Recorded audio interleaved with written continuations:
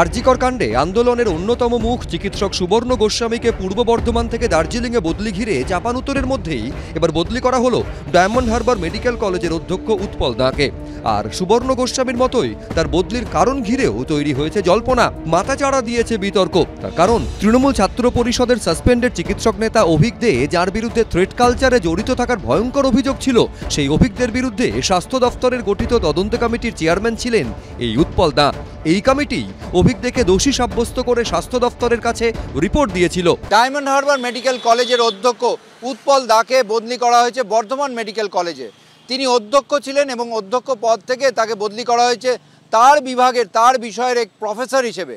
এটাকে ডিমোশন হিসেবেই অবহিত করছেন চিকিৎসকদের একাংশ। নানা মহলে প্রশ্ন উঠছে, প্রতিহিংসার জেরেই কি তাহলে চিকিৎসক উৎপল দাকে অধ্যক্ষের পদ থেকে সরিয়ে বর্ধমান মেডিকেল কলেজে অধ্যাপকের পদে পাঠিয়ে দেওয়া হলো? সৎ মানুষদের যদি শাস্তি দেওয়া হয় তাহলে কিন্তু একটা সময় দেখা যাবে শুধু অসৎ মানুষেই ভরে গেছে ডিপার্টমেন্ট, সেইভাবে স্বাস্থ্য ব্যবস্থা বেশি দিন চলতে পারবে না। একজন প্রিন্সিপালকে হেড অফ দ্য ডিপার্টমেন্টই নয়, তাকে যখন কোনো কথা ছাড়াই পাঠিয়ে দেওয়া হয় তখন সেটা ধরে নিতে হয় সেটা ডিমোশনই হলো। আরজিকর আন্দোলনের অন্যতম প্রধান মুখ চিকিৎসক সুবর্ণ গোস্বামীকেও বর্ধমান থেকে বদলি করে দেওয়া হয়েছে দার্জিলিংয়ে। পূর্ব বর্ধমানের উপমুখ্য স্বাস্থ্য আধিকারিকের 2 পদ থেকে তাকে দার্জিলিংয়ের টিবি হাসপাতালের সুপার পদে পাঠানো হয়েছে।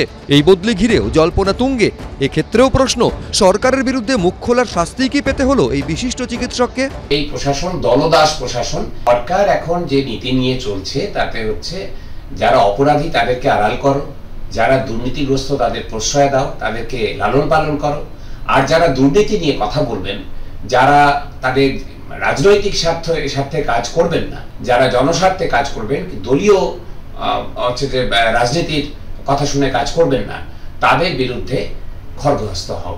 সুবর্ণ গোস্বামী ও উৎপল দার পদাবনতির অভিযোগে মুখ্যমন্ত্রী, মুখ্য সচিব ও স্টেট গ্রিভান্স রিড্রেসাল সেলকে ইমেল করেছে West Bengal doctors forum. Threat culture, threat syndicate যেটা গোটা রাজ্য জুড়ে যেটা চলছে, চুরি দুর্নীতি যেগুলো চলছে স্বাস্থ্য দপ্তরে, তার আজকে মাথা যারা রয়েছে তাদেরকে আবার ফিরিয়ে আনা হচ্ছে। এই ইন্টারেস্টের বাইরে চিকিৎসক যারা থাকছে আজকে তাদের উপরে কিন্তু এই অন্যায় এইভাবে যে বদলির নামক যে অস্ত্রটা, সেটাকে কিন্তু বারংবার প্রয়োগ করা হয়।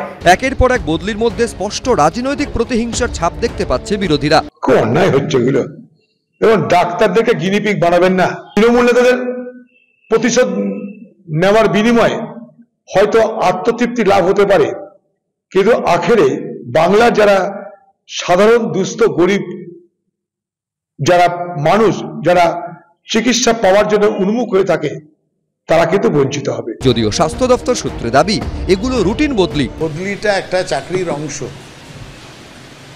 আমরা তো তাই জানি। নাকি এরা মনে করছেন আমরা এখন বিপ্লবী নেতা, সুতরাং আমাদের গায়ে কে হাত দেয়, আমাদের কে বদলি করে? কোনটা ভাবছেন? চাকরির যদি অন্যতম শর্ত হয় বদলি, তাহলে সেই বদলিটা মেনে নিতে এত অসুবিধে কিসের? চিকিৎসক উৎপল দার সঙ্গে যোগাযোগ করা হলেও তিনি কোনো প্রতিক্রিয়া দিতে চাননি। ছিলম করঞ্জাই, সন্দীপ সরকার, বিজেন্দ্র সিংহ, এবিপি আনন্দ।